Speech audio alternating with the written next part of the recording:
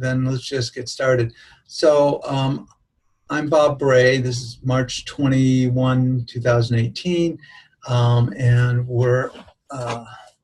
this is scanning the thoughts fields of TFT, and we have a few people present. I'd ask each person to just check in, tell me who you are, share with us what your level of training in TFT is, and then we'll take it from there. Diana. Hi, good morning, everybody. This is Diana. I've taken optimal health. However, I no longer have my advanced skills, so I'm working at the algorithm level. But you have had some exposure to the things that we'll be talking about today. And oh, absolutely. Yes.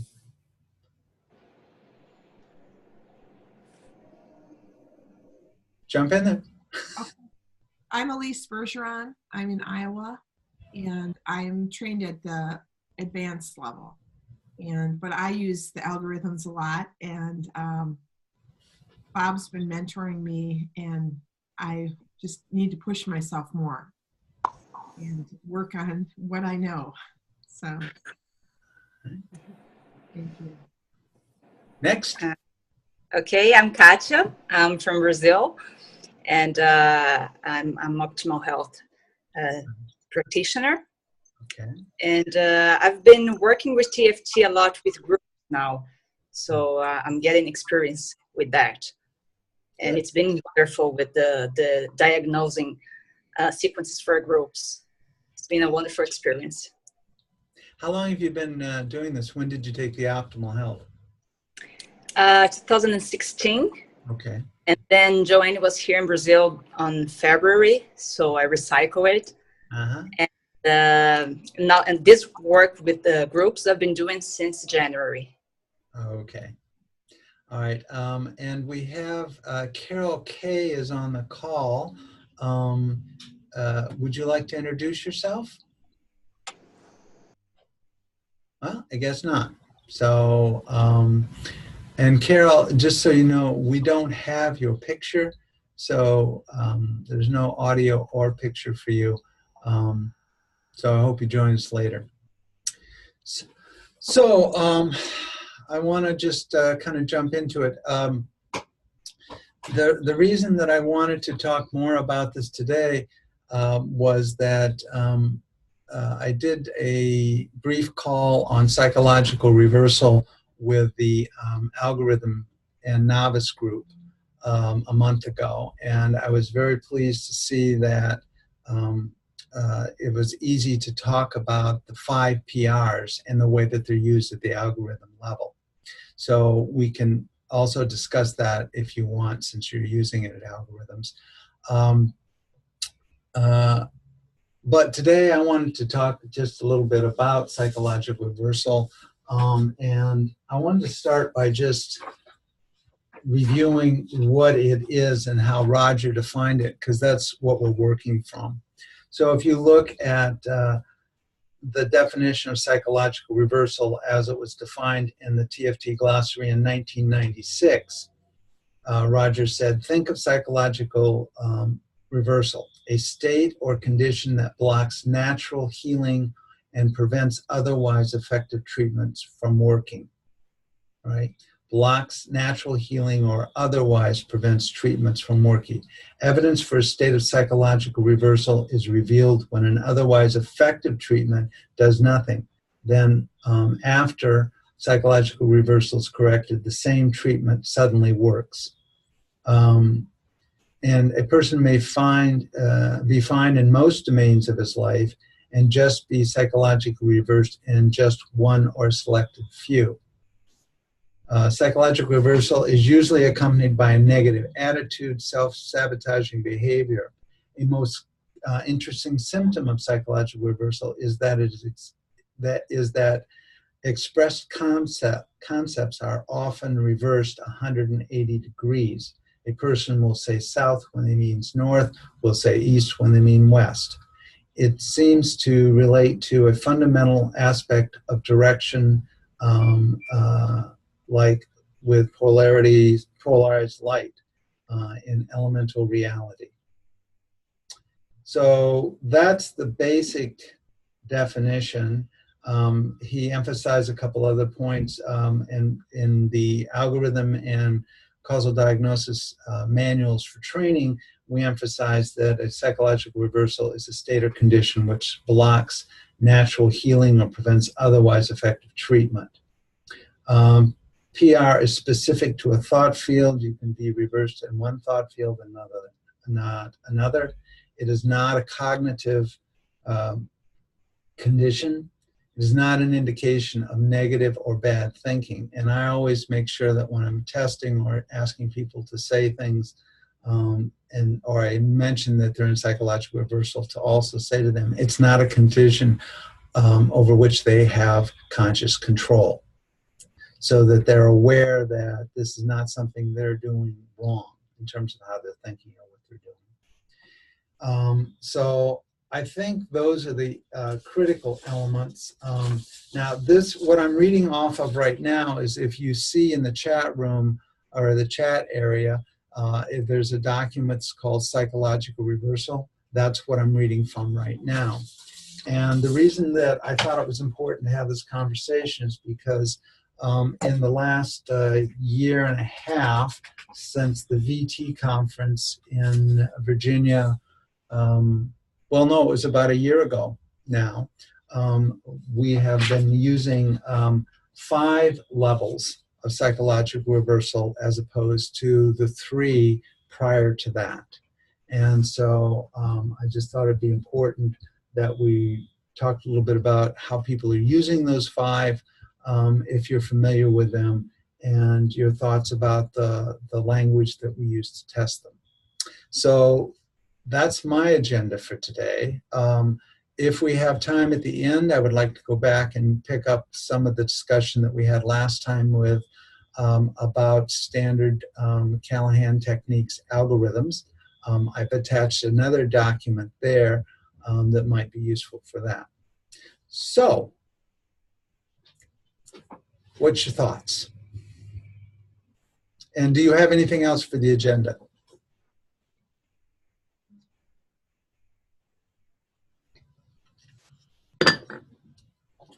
Well, I have a question. Yes. You know, I've been working with John because I had blocked regulation. I really would like to get my advanced skills back. Uh-huh. And so now they did come back, and then they go away. And when I do PRs, I maybe have them for a minute or two. But is it true that that an old abuse issue can be another block to having my advanced skills? So when you say you having your advanced skills, are you talking about the fact that you're able to pull them up with your explicit memory and say, this is what I need to do and these are the steps I need to go through? Are you talking No. What I'm saying is I've lost the ability to self-test. to self-test? I was able to for several months after going to Optimal Health, and then first a supplement was a problem, then the blocked regulation that John talked about in Optimal Health emails. Okay, so what we might do, if we have a little time, we might play with this idea of the 5 PRs around that particular issue. Have you had any experience with, now, I want to be clear that the beauty of this at this level is we don't have to guess if there is a psychological reversal. We can test for it using the test phrases that we have developed. Now, the standard test phrases are, of course, I want to be over this problem. And for a mini, it would be, I want to be completely over this, right? That's for a specific psychological reversal. For a PR2, the test phrase is, I will be over this problem, or I will be completely over this problem. Now remember, when you're doing muscle testing, actually touching a client, you have to always use two tests to make sure that they're not reversed and you're not reversed, also causing a false positive response. So, but for the purposes of this, just remember there's always a second test, which is the negative. I will keep some of this, or I will keep this. The mini reversal PR2 is, I will keep some of this. So that's the first two tests. The third test, the test that we're using, is what we call psychological level 3. We've called that an alignment PR. And the language for that can be very specific to whatever you're treating. But the standard phrase is, I am in alignment with being over this problem. I am in alignment with being healthy. I'm in alignment with this pain being gone. Whatever that thing is that you're working on, you can be very specific about it. Or you can just say, I am in alignment with this, with being better, or I am in alignment with being over this, whatever that is. And the second test, if you're doing causal diagnosis, is I am off alignment with this. Okay, so I am in alignment with this, I am off alignment with this. And that really looks at how your whole system is working together, and looks for reversals in that area. Now, the fourth one, which is the one of the new ones, is we don't really have a name for it, but the test phrase is, I have always been over this problem. Now, I sometimes say I have always been able to be over this problem, but the phrase that Joanne is using in training is, I have always been over this problem, right? So that's 4, and then 5 is a future tense, which is, I will always be over this problem. Notice it's always, it's into infinity. So it's like there's a temporal component to every aspect of psychological reversal. It's either in the past, far in the past, it's in the moment, or it's in the future, or infinity into the future. So that's how I think about it. That helps me stay clear, is by looking at it in a temporal sense. And so those things seem to be very powerful in terms of identifying blocks to being completely over a problem. So these things are useful when you're treating someone and you can't find any more perturbations. The arm is strong, or you're getting a long test when you're doing BT, and you still can't figure out, the person's still reporting a SUD to you. So they're at a 3 or a 4, and you can't get them to find the perturbation to do more tapping for. That's when you would use either collarbone breathing, or you would use one of these advanced levels of psychological reversal. In many cases, I'm actually finding it to be very useful. And in cases that are difficult, when I'm feeling kind of stuck or it's just not moving, one of these reversals, these new 2 reversals, has been very helpful. All right. And again, that chart that I'm reading off of for the types, the language for testing for the reversals, is on that document that I posted. So is that your understanding of it? Kari, you said you just took the training. Does this sound familiar to you? Yes, actually, you're saying this is new, because I learned it, all the 5 PRs, back in 2016. So I've always used the 5 of them. Good, good. Well, it wasn't actually put out as the standard in TFT. Joanne had been experimenting with it, and the Goob had been experimenting with it prior to that. So you got it fresh off the grill, as they say. Yeah, okay, because I've always used it. I guess back algorithm, they just teach the first three ones. Well, we Right. now, in the algorithm training, what we're doing with it is we're saying if you have a long-standing or difficult or large complex problem you want to deal with, when you think of that problem each day, do these 5 things. And we have you think about it as you go through all 5 PR, reversal, correction points. So we would just say, as from the algorithm perspective, here's a way to help yourself, especially if you're dealing with a problem that is complex, like weight loss, you know, or a drug addiction, or something that is long-standing or you've been struggling with. You can just use those 5 every day when you wake up. Think about what you want, think about your goal, and then go through those 5 PR correction reversal points. So the correction reversal point for 4 is the middle finger, and for 5 is the outside of eye.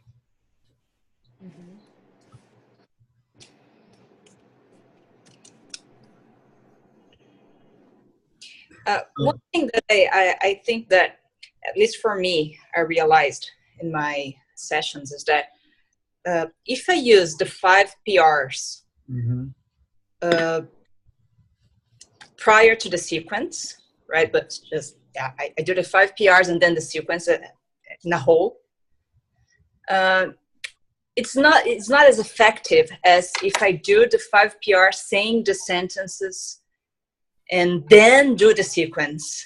I don't know if you realize that, but at least for me, it seems that if I just do the 5 PRs and then the sequence, if I do the test and I see that the person has this Right. blockage, that they need to clear it. If I don't tell them that they need to say the words, and I guess they don't get conscious of it, it doesn't seem to work that much. Well, it tunes, you're right, and it tunes the thought, and that's interesting to say. So you would have people who were at the, see, what I was saying about the algorithm level is, so you would have them say, I want to be over this weight loss problem. Mm-hmm. Go be over this weight loss problem. I am over this weight loss problem. I have always been over this weight loss problem. I will always be over this weight loss problem. This So way you seems have- much more effective.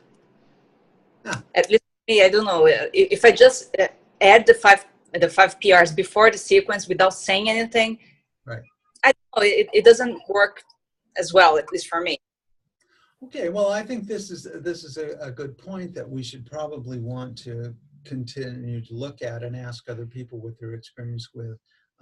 So that's the usefulness of the statements. And also, at first, I used to ask the person to think about the question, the issue, and just tap the points, Right. and not saying the exact sentence. I want to be over this. I will be over this. And they would just think, I want to be over this. I want to be over this, and I want to be over this. And it also doesn't work. Okay, so it needs to be a specific statement of that problem to be. Yeah, that's what I've realized.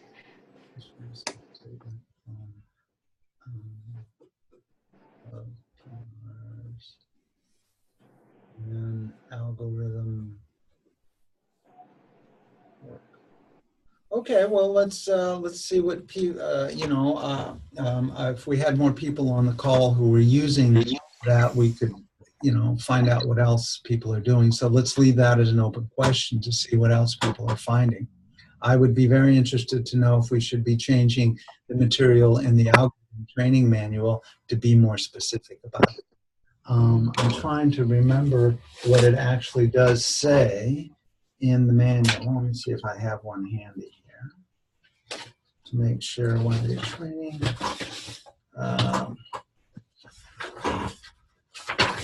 I want to see how we set it in here.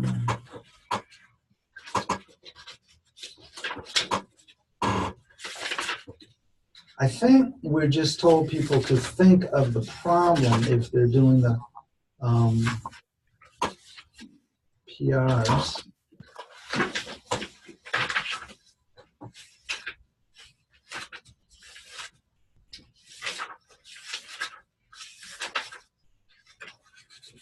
I'm sorry I'm taking too long to do this. Oh, there's an old manual. I don't have it in this one. I'll have to grab the other one, but I think we should look at that and make sure that we include the language in that, the way you're talking about. So we can do that. I want to add, can I just say, wait, yeah, you can hear me. Yeah. I took a short class with Joanne a few years ago. It was just a short online course using these, and she did not do what you're saying. It was like I used the same statement and did all the tapping, Mm-hmm. and it was effective. But I can see what you're saying because I have a lot of ADD. I really have to focus Mm-hmm. on everything I'm doing. And this makes sense that if you're focusing your thoughts there as you're tapping on that point, that you'd have a better response. So I think that's a really good point. I'm going to experiment with that. See if I get better Yeah. results. Well, we can follow up on other calls about how that works out for you.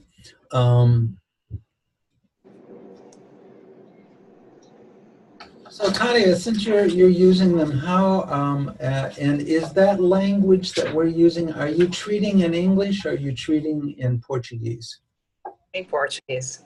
Okay, and so I'm not a linguist, so I have no idea of how all of this translates from English into Portuguese or any other language. So, do you think the way I'm describing it here corresponds to what you say in Portuguese? Yeah, I guess the third one is the only one that it's a little bit it's a little bit different for us because you're saying I am over this, Yeah. and I am is actually a present tense, but when we translate it to Portuguese, we turn it into a past tense because we don't have, it's just a question of semantics.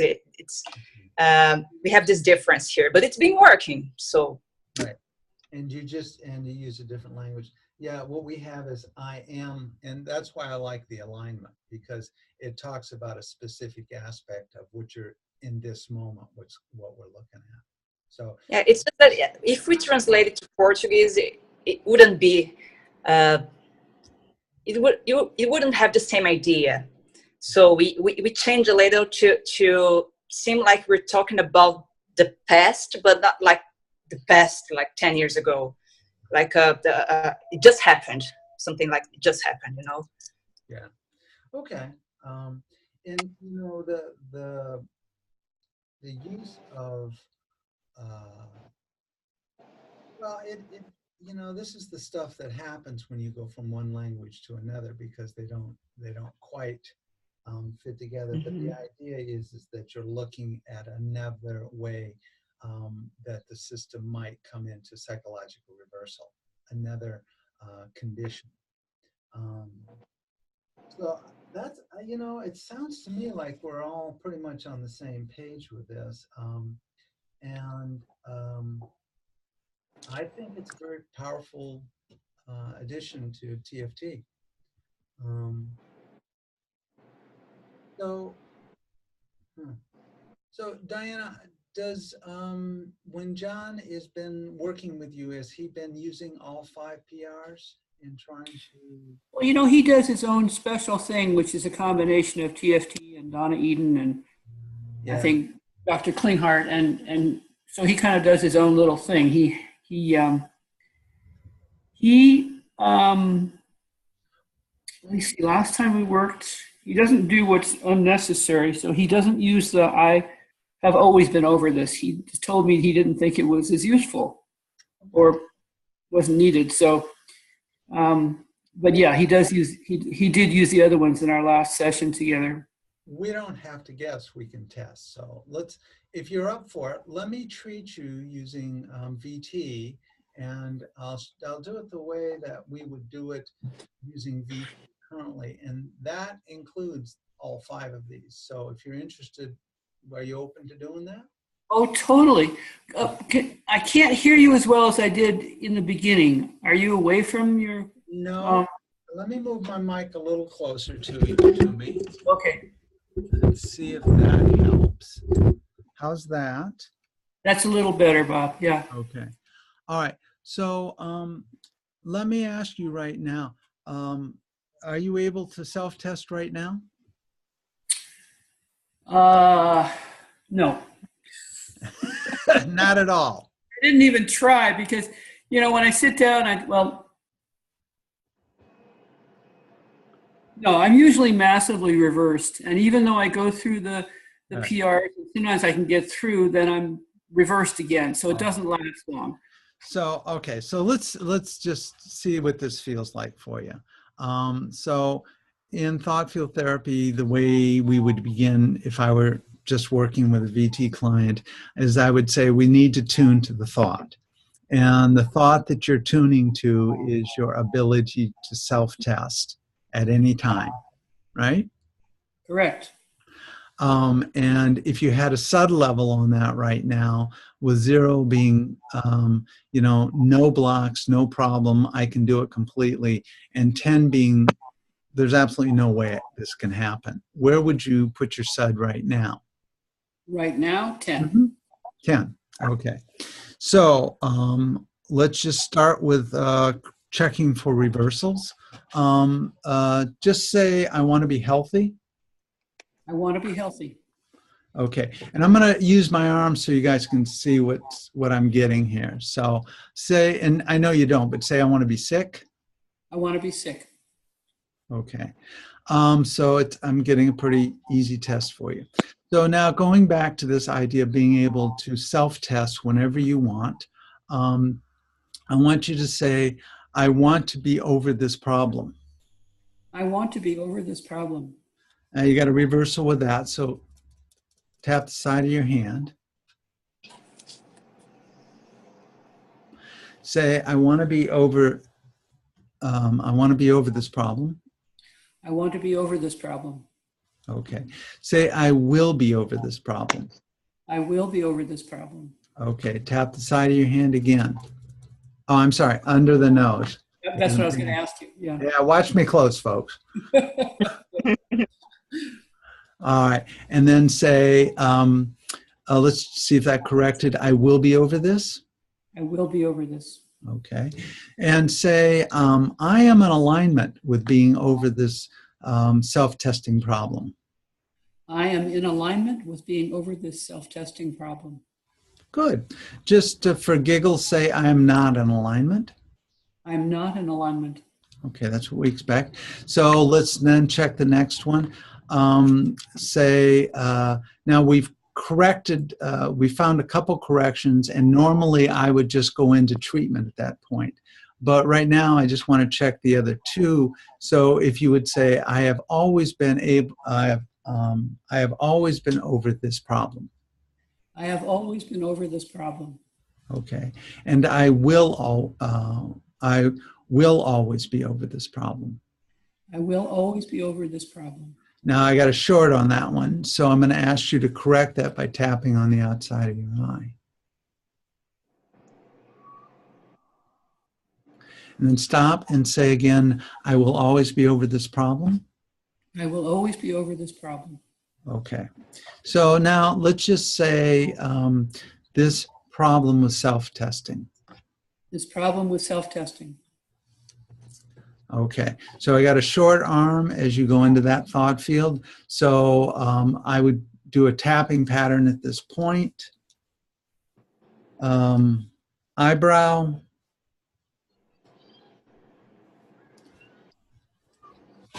Tiny finger. Under eye. You write this down, I'll never remember it.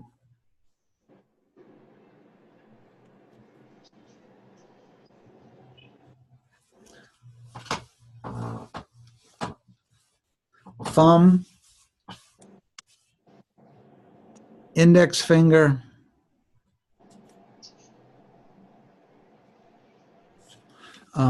say this problem with self-testing. This problem with self-testing. Okay. And say, I want to be, say, I will be completely over this. I will be completely over this. And say, I will always be completely over this. I will always be completely over this. Okay. Go ahead and do the 9 gamut series.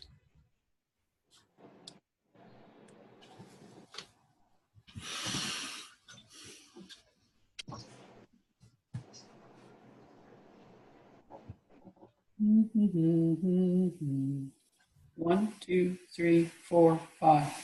And then eyebrow, under eye, tiny finger, thumb, index finger. Okay, so say this problem with being able to self-test whenever I want. This problem with being able to self-test whenever I want. Okay. Do you have a SUD?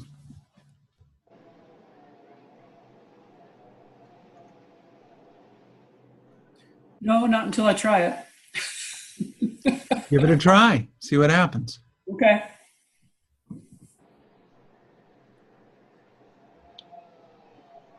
I'm sorry, how do you self-test?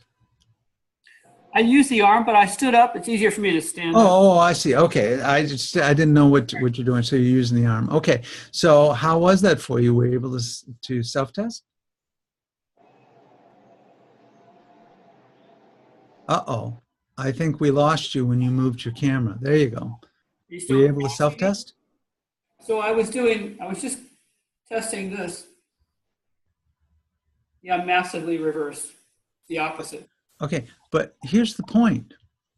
You're self-testing. Yes. You were able to identify a massive reversal. Yes. To do that, you had to self-test. Okay. So is the problem that you can't self-test, or is the problem that you have massive reversals? The problem is I have massive reversals. And if Ah, I can test properly, then it goes right back into massive reversals. say that last sentence again. Even if I can test, say I go through the 5 PRs, Right, I want to be healthy, blah, blah, blah. right, right. And then after I just do a few minutes, I go back into massive psychological reversal. So the problem is not that you can't self-test. I got it wrong. The Oh, problem is that you have reoccurring massive reversals. yes. So that I can't trust the self-testing. Well, you trusted it right there. You told me with quite confidently that you were in a massive reversal. So, Yeah. so your problem is trying to stay out of psychological reversal and stay out of the massive reversal. Okay. All right. Now, we didn't treat that, so I'm not going to take responsibility for the fact that it's still there. Okay. So, are you guys following what's going on here? Does this make sense? Mm-hmm. Yes. Okay. All right. So, now, what in your thinking causes massive reversals? Well, I had no idea. John decided it was blocked regulation. He tested me. So I worked for 6 weeks doing the treatments that he suggested. The skill came back for a while and then it disappeared again. Okay. So, again, the skill never left you. Okay. Yes, you're right. The going back into massive reversal came back. Right. So, so now with massive reversal, what I think of, I'll be interested in what you guys do. One of the things I would do with you is collarbone breathing, because it means your system is out of alignment. There's a neurological disorganization that makes it difficult for you to maintain this correction for reversal. Have you been doing collarbone breathing? You know, I do it sometimes, and I do it up to 3 times, and then I still have massive reversal. So then I get discouraged. So Okay. I'm not doing it on a daily basis, no. Okay. So now my thought is that I would have you continue to do the collarbone breathing, but there's another reason you're probably having a massive reversal. And the way I think about it in thought field therapy terms is that there is an IET that is around you or in you that is generating those massive reversals. That's very possible, but I can't test for them. I mean, I can have somebody else test for them. But Yes. John thought it was still an old abuse issue that was in the way. Well, I mean, you can certainly check for that, but at one point, were you have you always been massively reversed, or is this just a recent event? No, I took optimal health with Joanne January 2017. I worked with VT for months Yeah. and then I started losing it in the summer, last summer. Okay. So let's pause just a second. I'm interested if you two have some thoughts about what's going on, what you're thinking about this. Robert, actually, I was going to ask you if you ever use the collarbone breathing test to see if the person is aligned with the purpose of what she wants. Yes. Yes. And yeah, I do that. Oftentimes when I'm testing for collarbone breathing, I'll say, touch that point and just be in the thought field, and you can say, I want to be, I am in alignment, I am organizing myself to be over this problem, something like that. And yeah, because last time Joanne was here, she said that we need to focus, to think of ourselves doing what we want to do and see if we're capable of thinking about it. Yes. And see if and test to see if the collarbone breathing is okay. Right. And since I didn't see you doing this with Diane, I thought that maybe.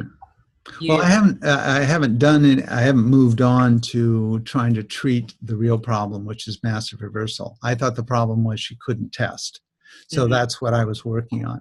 But those are things that I would look at if somebody says that there's a massive reversal on a regular basis. And I agree with you. That's what we've got to figure out. What's causing that, and why can't she hold the correction?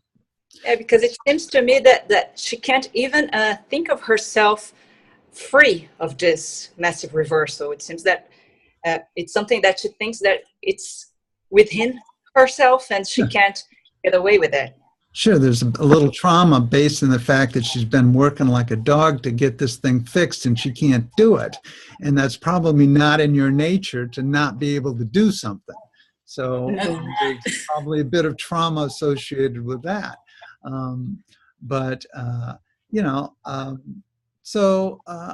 So right now, let's just see. Tap this. Think about the fact that you're in this reversal and just tap the side of your hand.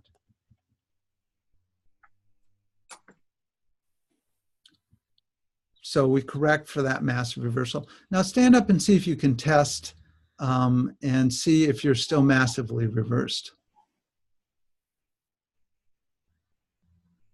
Nope. Okay. So you can correct it. Right. Yes, so I can. That's true. I have been able to correct it. It doesn't last. Okay. So now the question becomes, why wouldn't a correction for reversal last? Yes. Now it's, again, right away, it's the opposite. So you just went out of the correction. Right away, I went out. Yes. Okay. Tap your hand again.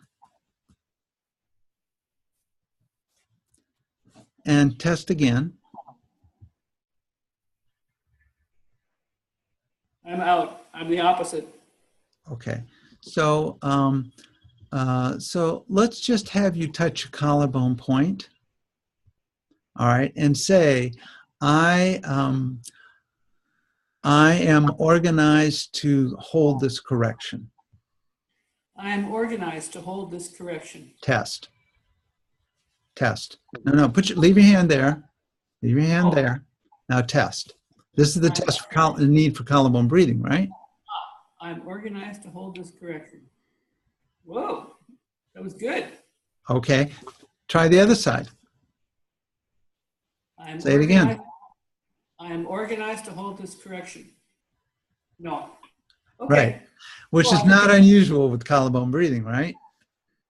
now, here's a question with collarbone breathing. Yeah. Normally, I would do both sides, even though only one side was out. But Joanne often said, well, just do that side.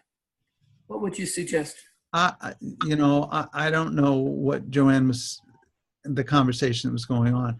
I tell people to always do it all, Do it all. because you can test all 40 of those points, and you're going to find variance going on, but it's just as quick to just do all of it. And so if you're having a serious problem like this with massive reversals and they keep coming back, I would say just do it all when you do it. Okay.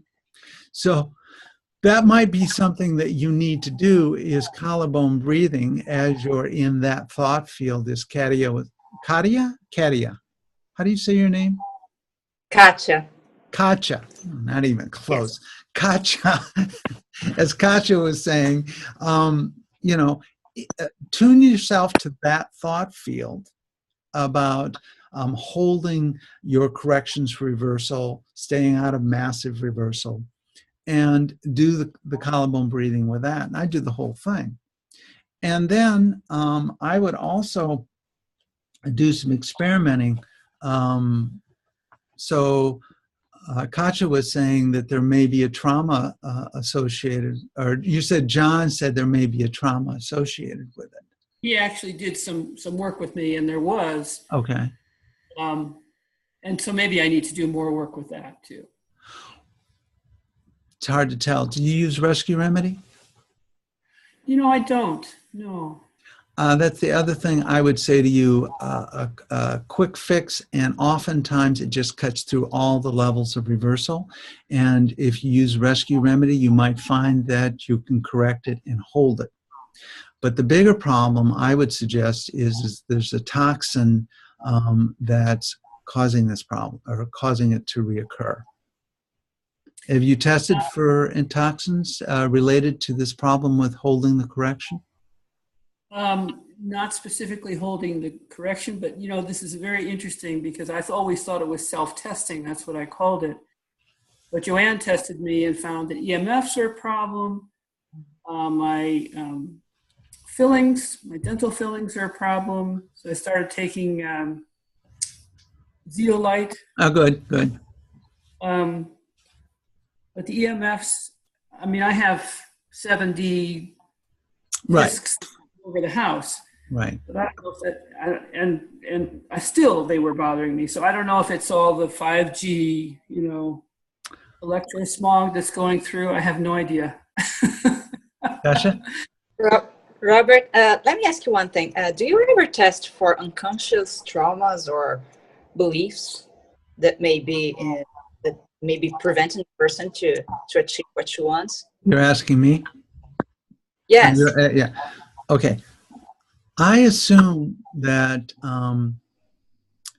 that it doesn't matter whether it's conscious or unconscious, because the primary problem I see that we have in this world of helping people is that it's a bottom of the brain problem, where we don't have explicit memory, we don't have conscious ability to observe what's going on in the way that we do in the top of our brain, where we can step back and look at what's going on. So I'm sort of going around the long way here, but I don't really think that we need to distinguish between conscious and unconscious. But in our last call with John, he was making a very good case for invoking the unconscious mind in finding the healing pattern that needs to be done.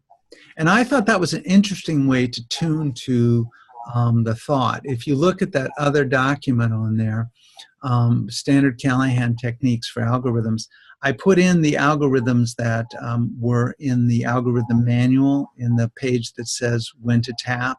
It's the only place those are found. And then I put in the discussion that John suggested before about dealing with difficult long-term problems. Now, under that is the statement that he uses to set up people into the thought field to use that pattern that he's doing. That is an attempt to activate, I think, the unconscious mind. So there may be some value in that. Yeah, the reason I'm that I actually saw I wasn't able to be live, Yeah. but saw the recording, and ever since I watched it, I've been using it a lot. And it's been very interesting because usually people feel things in their bodies when we specifically address the unconscious. Because maybe, for instance, if you're just treating this massive reversal problem, and she focused on that, I don't know if the thought is the same as focus on the unconscious reasons that may lead her to have these massive reversals. Maybe it's like different, and maybe that's why I might get out. Yeah, it might be worth pursuing that. Now, I'm assuming since John's been working with her, he's already been using some of this with you. Is that true, Diana? Yes, absolutely. Yeah. So, I think it's an interesting way to tune the thought. I'm not sure it's an algorithm, because an algorithm needs a specific symptom that you can get a SUD on.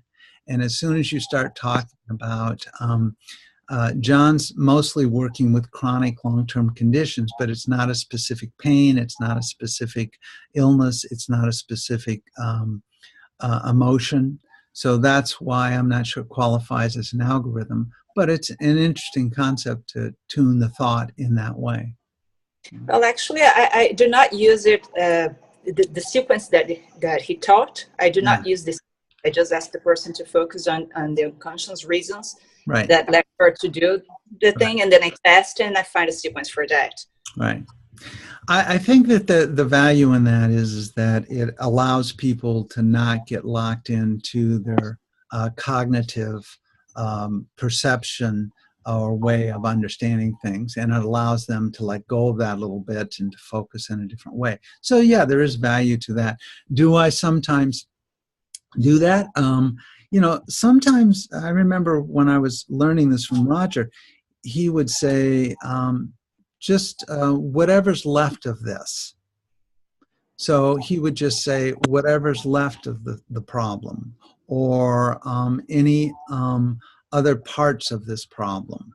And I think that was how he may have been addressing that. I do that too. I sometimes just say, so whatever's left of this. And that frees them up to not have to know what's left, just to be able to focus on it. So that's the value, I think, of the stuff that John was doing. I just don't see how I would incorporate it into an algorithm training is the problem. And if I can't put it in an algorithm training and give it to somebody that says, here's the problem, like nasal congestion, that's one of those ones that we have in the when to tap part of the algorithm manual.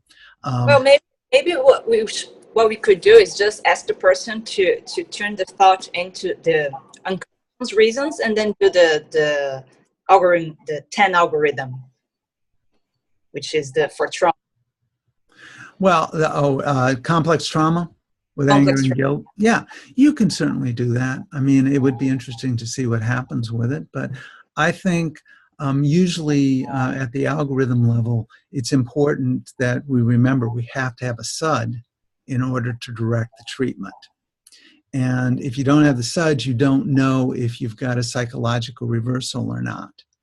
And that's why I don't think it's a good idea to build it into algorithms, because there's not a SUD associated with it in that way. So that's where kind of my thinking about that last call. I wish John had been here today, because I would be interested in having some more discussion with him about how we can apply these things that we're learning and figuring out. We're getting close to being at the end, because I said that I would do this an hour and keep it at that for people.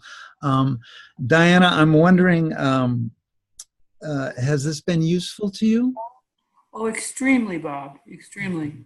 Okay. And you know, I'm going to use the 5 PRs with the way you suggested today and the collarbone breathing. Good. Good. I'm so glad that we talked because I was using the thought field of self-testing, and you figured out, no, it's the problem with the mass reversal. So that might make a huge difference Right. in terms of how I'm addressing it. Right. And so when you find yourself in a state of massive reversal, start testing for what's causing that, what's driving that. And if you can find that, whether it's EMF or whether it's something you're eating or the paint in your room, who knows, that would be good. And I would encourage you to perhaps use some rescue remedy just to make your life a little easier. Okay. To stay out of that massive reversal. Yeah, I would love to get back to treating people. I mean, it just gave me so much joy. It was tremendous. Isn't that wonderful to be able to help people? I mean, it's just so exciting to to be able to do it anywhere, anytime, at a distance. It's a wonderful thing. It was absolutely thrilling. It just made my heart happy. So, well, I think if you start working on that, you can find it. The other thing is there may be a location in your room or in your home or outside your home.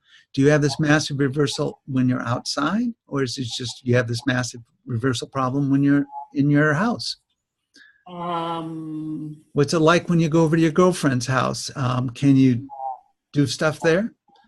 That's a way to start thinking about, is it something about this space? Is it, play with this idea in different places, correct your massive reversal and see how it holds up in different places and at different times. Okay, I will. Thank you. All right. Lisa? I wanted to say, because we're really sensitive. And so we notice everything. And we had like an energy check, and they came through. This guy changed all the light bulbs. I wasn't home. And they were all those LED light bulbs. And it totally, we had to go back through every room because it reversed my husband in every room. The LED did? Yeah, those, energy saving light bulbs, I had to remove them all and give them away. And that was a free service that they did throughout my house. Yeah. So light bulbs can do it, or if they just changed your meter outside your house. Wait, before, when you were at Optimal Health, were you living in the same home? Talking to me, at least? Yes, Diana. Were you in the same? Yes, I was. But I just found out that the what do you call them? The fluorescent, well, there's incandescent, which is the old-fashioned light bulb, and then there's the fluorescent lights, which was the innovation, and people started being able to use them in place of the incandescent. And then there's the LED lights, which is a different frequency, which is really energy saving, is what's available. So, I don't know if they replaced your bulbs with moved from incandescent to fluorescent, which is probably what they did, because if you go from incandescent to LED, you have to put in a little transformer to change the power. So my guess is they went from incandescent to fluorescent. They say LED on them. Do they? Yeah. I'm surprised that they were able to do that. But okay, I don't know. I'm not an engineer. So anyway, I think you raise a good point, which is you have to look at the things that have changed. When you were doing it before successfully, what changed that you weren't able to successfully stay out of massive reversal?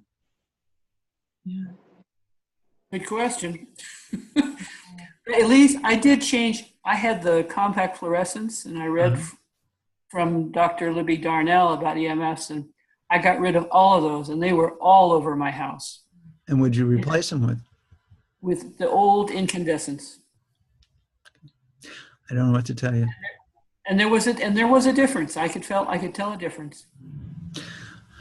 Well, I would encourage you to keep experimenting with it. Any final comments from you? Kasha? No. Okay. Okay. Well, thank you for all doing this. My intention was to do this every quarter, but people last time said, let's do it every 2 months. But the problem is I did it in 2 months and we got less of a turnout than we did before. So my question is, do you think we should do this in 2 months, or should we just go to 3 months? Well, for me, 2 months is fine. Mm-hmm. 2 months, and 2 months is good for me. Is it, people are also watching the video after you put them up, right? I assume so. I've gotten some comments from people that they are. So I will put it up again on a YouTube channel, and then I'll send it out through Optimal Health that we've done this. Now the problem is that in 2 months from today, or the third Wednesday of the month, I'm actually going to be out of town. And so I won't be able to do it. So if we're going to do it in 2 months, we either need to do it on May 9th or on May 30th. And I'm tending to want to do May 30th. Would that work for people? Okay. That'd be fine. Okay, so we'll do the next one on May 30th. I probably will do another algorithm novice level conference call sometime in June. So I'll put that out because we didn't get many people coming to that. I'm not hearing many. If you know people who are interested in, that kind of level, just know a novice, they've read a book or you've showed them how to do it once, or they've taken the algorithm, the basic training, that would be the call for them, because we're not going to talk about muscle testing at all, certainly not about self-testing. Please pass that along to people also. Okay. Do you have an idea what you'll talk about on May 30th? Well, I was going to talk about muscle testing more specifically. What to do when you're having difficulty muscle testing. It's kind of the conversation that we had here. But your problem is not muscle testing. Your problem is massive reversal. So it was very appropriate for this conversation, your problem. But I was thinking we might talk about that, or the other thing I would be interested in at some point is having a conversation about applications of TFT to addictions treatment, because that's such a pressing issue.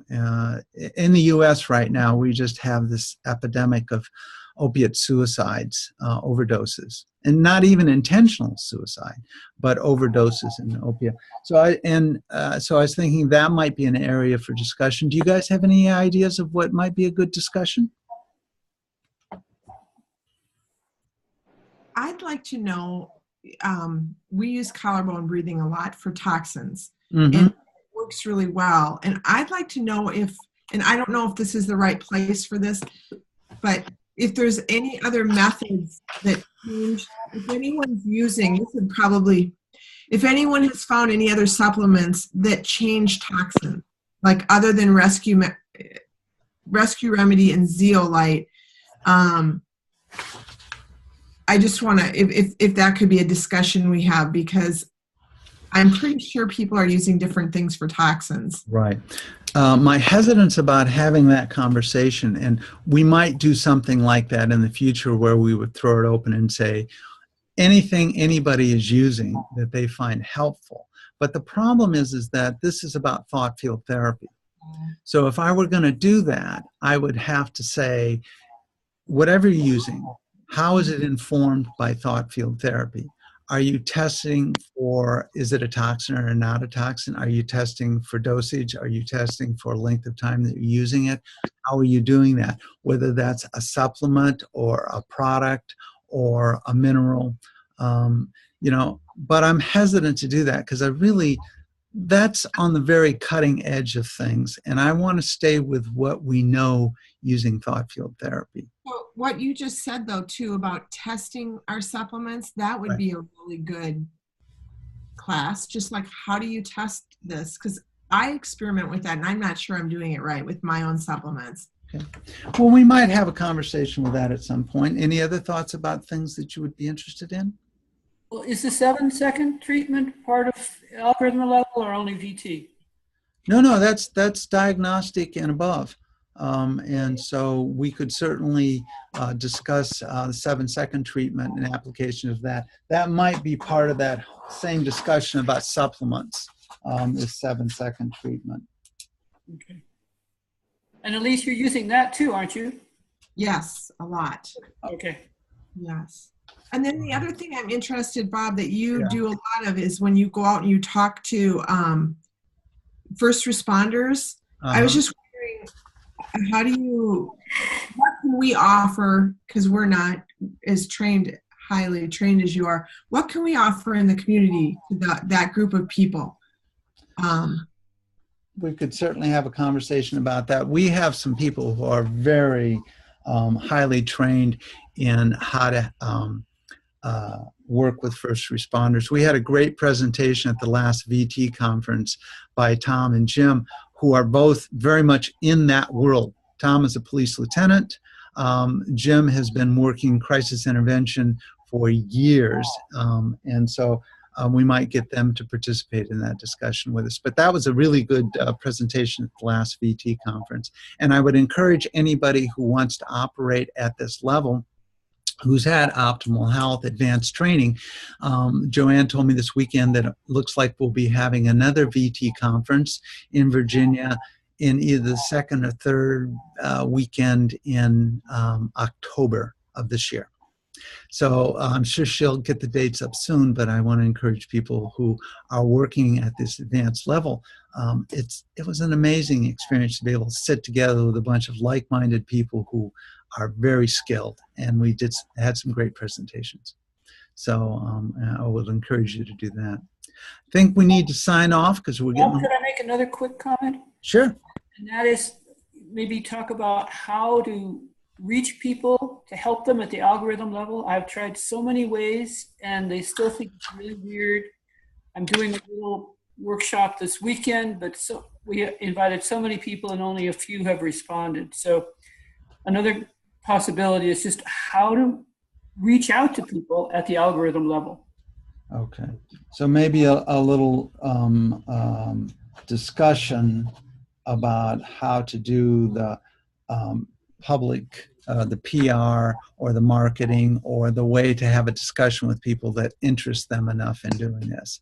And we all struggle with that, because how do you get people to understand how powerful and great this is when they don't understand and know how powerful and great it is? And they assume it's not going to do any good.